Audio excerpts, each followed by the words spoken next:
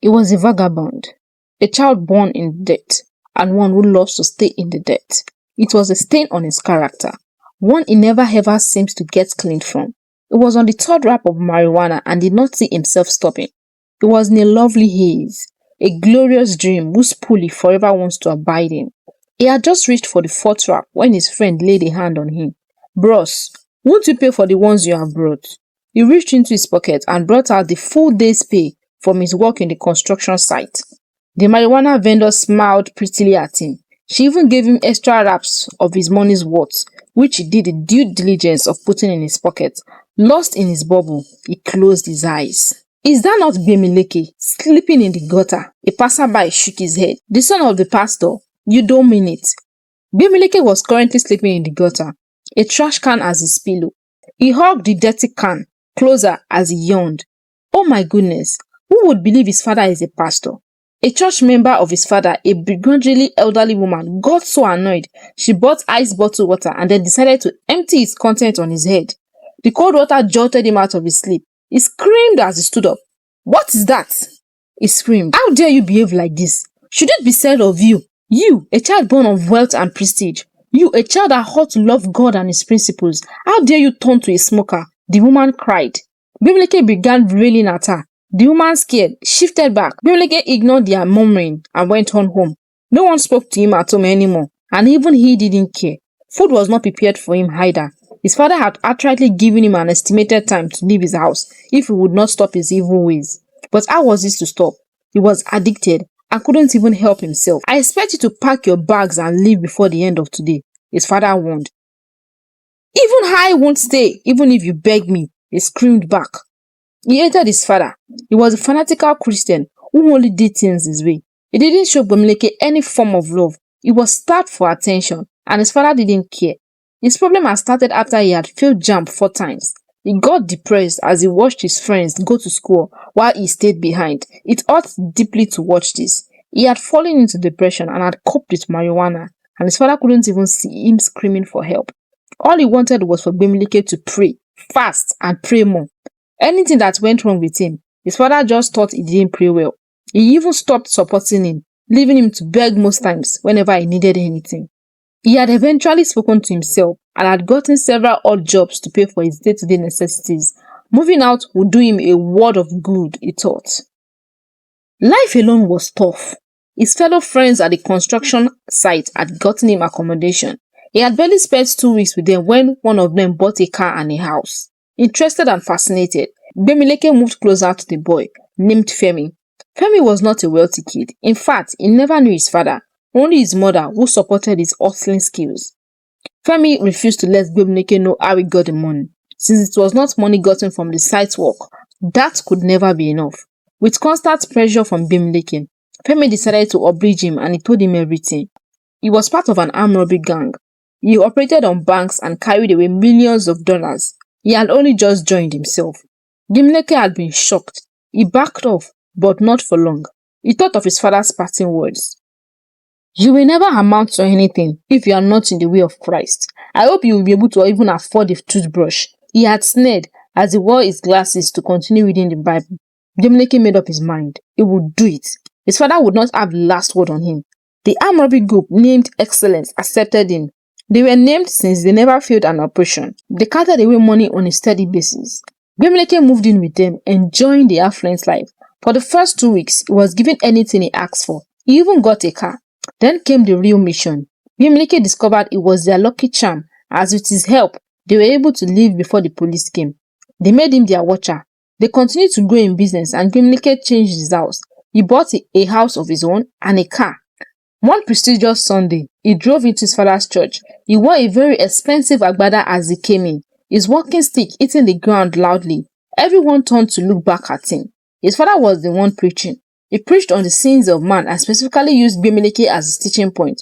"Children of God, as you all know, I once had a son, but now I no longer have a son," his father said. "Any child of mine that refuses to live in the way of the Lord, I disown," he said on the pulpit. Gbemileke stood up clapping loudly at his father's words. "Bravo! Bravo! Preach on, pastor. Tell us more." Everyone let out a gasp. His mother began crying while his siblings looked away from him. The hypocrites. Every one of them got pocket money from him. They must be hiding it from their father. During offering and tithes, Bimleke brought out a suitcase full of money, opened it and began to spray it in the air. He finally tried his father's patience, who asked that he be thrown out of the church premises alongside his money. Every penny was picked and handed over to him as he left. Bimleke never returned to the church, although he made sure to send anonymous donations to the church as a subtle form of satisfaction for himself. He even bought the church a bus, although they didn't know who sent it. It so felt flat. Everything was going well when he met the delightful lady called Moronfolu. Meeting Moronfolu was not planned. He had been visiting the Moon Bank for surveillance before attacking it. She had been the customer service agent that had received him. She was so friendly. He had flirted with her unashamedly. Her laughter could be heard as he sweet-talked her. Now that he thought about it, he wondered what he saw in her. She was everything he disliked. She had a full-blown Churchill look, but it had been her demeanor towards him that had pulled him in. He had persistently asked for her phone number. Their relationship had blossomed from there. Due to his interest, he had changed their robbery venue from her bank, an action the others deemed harmful to their trade.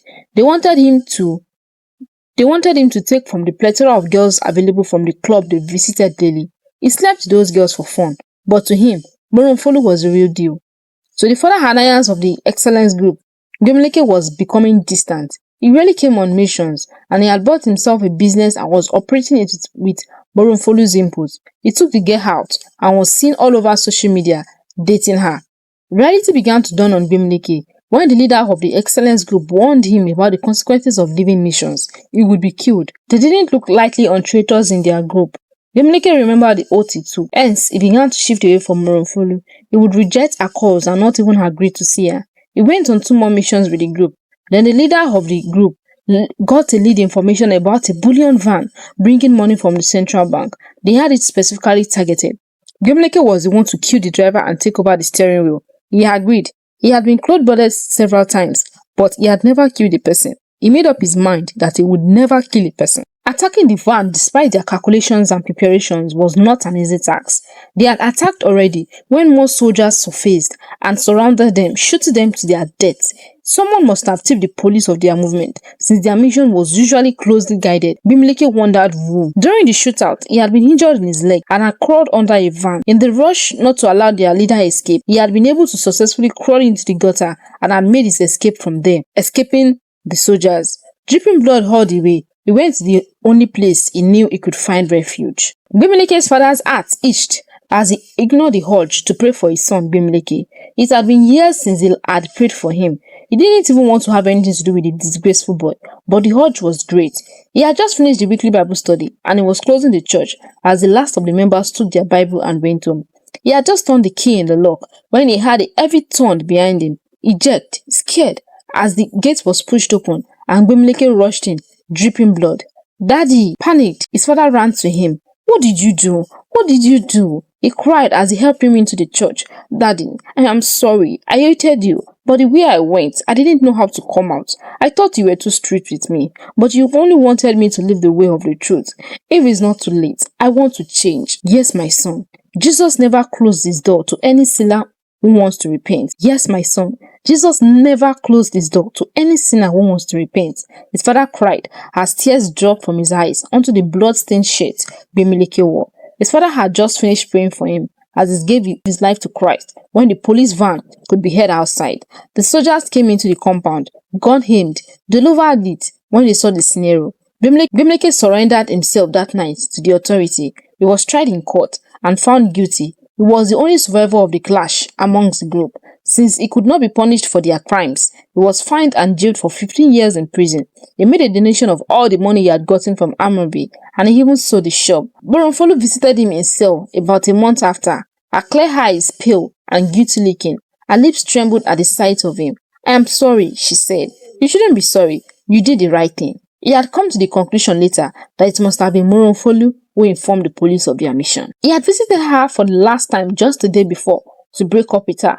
She had sat in his car for a while, and during that time, he had stepped out to pick a call. She must have searched his drawer and read through his jotter where he had details of every operation he had gone on. "They all died because of me," she cried. He chuckled. "Yes, they did. They died as sinners, but I got the chance to repent. Had you not reported, I may have still died a sinner myself. That is the only shame, that they died as sinners. Don't you hate me?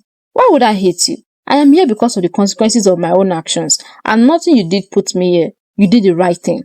She heaved a sign of relief. He guessed she must have been tense he would cast a throne at her, but he couldn't. He was suffering for robbing other people, and he would gladly bear those sins. He prayed for her before she left. Bimleke became more of a deep Christian in jail. He even wrote his external exams from behind bars and gained admission into the university.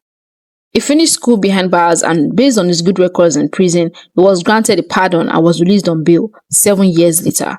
It was a Sunday service too, when the cab driver dropped him in front of his father's church. His father was not the one preaching. The pastor in charge saw him and broke into tears. The entire church began singing Amazing Grace. Bimleke went before the altar and prayed. Everyone cheered and clapped, all coming to hug him. His father looked him in the eye. I never stopped praying for you. Months after he came back from prison, he got a job as a personal assistant in a law firm. The firm had taken him in good faith due to the recommendation letter he got on good conduct from jail. He was also made a junior pastor in church due to how vast in biblical knowledge he was. He was a pastor whom the Spirit of God used immensely. Finally, shortly before his father passed away, he resigned from work and became the full-time minister of his father's ministry.